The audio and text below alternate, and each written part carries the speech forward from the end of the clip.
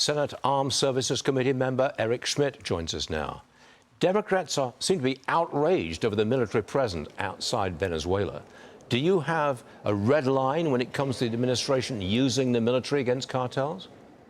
Well, first of all, I think it's remarkable that the Democrats have again found themselves in a situation where not only do they defend criminals on a daily basis, but now add narco-terrorists to their list of people that they want to defend. These folks have been designated as international terrorists. And I think the important story here, Stuart, is that the southern border now is effectively closed. So the cartels who are used to trafficking human beings and drugs, those ports have been sort of closed off. So now they're going to the sea.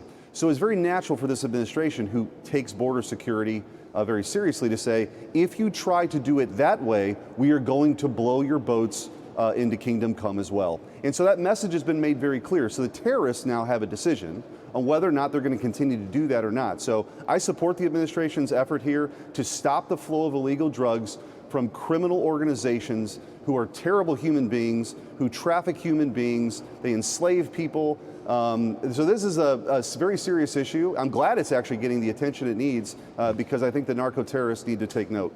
There's a very important developing story this morning, Senator. Israel appears to be in the final phase of its war to destroy Hamas.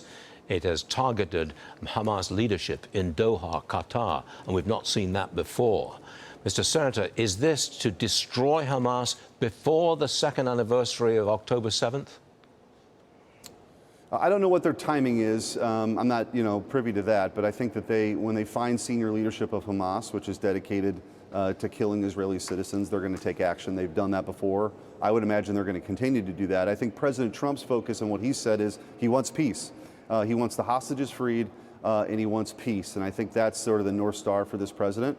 The Abraham Accords gave a great foundation for what that peace process can look like moving forward, and hopefully that's the direction we're headed in soon. Senator, I'd like to ask Zohan Mandami. He's a leading candidate for mayor of New York. He is a Hamas supporter. I'd like to know what he thinks about what's going on with Hamas in Doha and in Gaza. Yeah, well, he's been unabashedly sort of pro-Hamas, and I think the Democrats have a real problem in that they have a growing faction of the pro-Hamas wing of their party, which is pushing them further and further to the left.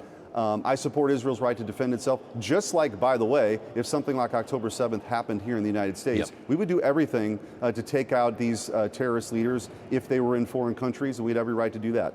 Yeah. Senator, always a pleasure. Thank you very much for being with us on what I think is a very important day. We appreciate it, sir. Thank you. Yes, sir.